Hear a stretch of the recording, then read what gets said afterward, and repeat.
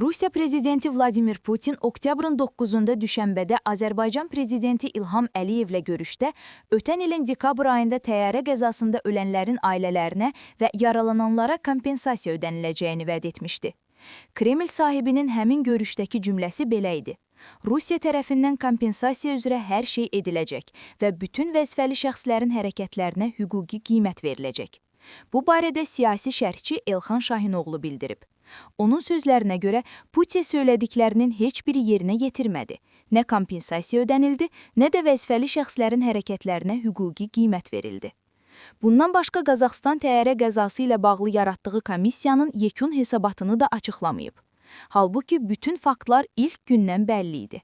Bunlar varkən, Kreml Rusiyada Azərbaycanlıların formalaşdırdıqları diaspora təşkilatlarını nəzarətə götürməyə və özünə loyal şəxsləri diaspora rəhbərliyinə təyin etməyə başladı. Belə vəziyyətdə Azərbaycan prezidenti İlham Əliyevin Sankt-Peterburqda işinə başlayan MDB dövlət başçılarının qeyri-rəsmi zirvə toplantısına qatılması ehtimalı az idi.